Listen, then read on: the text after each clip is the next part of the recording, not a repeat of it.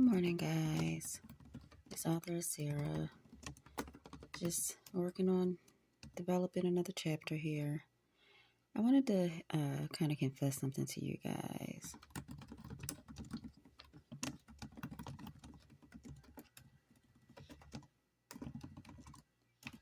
I don't read a lot of urban. I never have. I mean, of course, I read a lot of urban books, right? But growing up, my love for reading, I read more like political thrillers, mysteries, sci-fi, fantasy. Like I remember reading Stephen King's It. That book was so big, but I was so engrossed in it. And of course, I had to sneak and read it because with the father as a pastor, we weren't allowed to like watch things that he felt like were demonic or had to do with witches or anything like that. So I snuck and read a lot of books, and that's probably one of the reasons. And I'm a big history buff, and my father was a history buff as well. We used to talk about history all the time. He actually he was able to speak Hebrew and Greek as a pastor. Like he just studied it, and when he told you about something, he knew the background of it. And that's kind of like why I am how I am. And one of the reasons that I give, I do such research on my books, and I like to like bring some historical things and make them current. But my first books that I was writing were historical fiction, Black historical fiction, and then I branched out when I was signed to Casey Mills, the wonderful, wonderful, talented, lovely, beautiful Casey Mills. I actually shopped a romance, my If He Loved You series to her, and she literally said, I love it. I wish I could write like that, but my readers are used to this certain thing, so I'm kind of like trying to ease them into me going that way. So I want to be honest, I have a lot of urban readers. Can you write an urban book?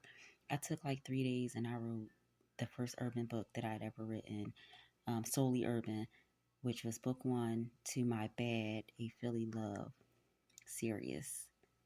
And that book went up. Now it has a new cover on it, and the title when I was with Casey Mills was different, but the book is still available. It's a really good read. It is a 6-book series. I call it a 3 and 3 because the first 3 books are dealing with a specific family up in Philly where I'm from. And then I kind of take one of the characters because they do some dirt up in Philly, and then she has to go down to Atlanta, to save her life. And then like the shenanigans continue between Philly and Atlanta. So that is one of the reasons that I write in so many different genres. You guys know I have over 80 books, and I also ghostwrite and I do development for authors. So I develop, their characters, their books. I do editing as well. And that's why, like, I just love all types, you know what I'm saying? So yeah, I love urban, but I just have such a love for things that like are outside of the box, and so working on this project, I want to bring people who maybe would only read romance or maybe only read urban or maybe only read fantasy, and kind of give them like, oh man, what I'm saying? These things can merge. I'm not saying that, those 3 are merging in this book. I'm just saying that like anything, what I'm saying? Like take some sci-fi and merge it with some, thriller or mystery, what I'm saying? Something like that where people are like, dang. So like I like to do that, and that's kind of how my mind works. So that just, and I like being an author of range, because it gives your readers something new to look forward to. They never know what they're going to get when they pull a book. You know what I'm saying?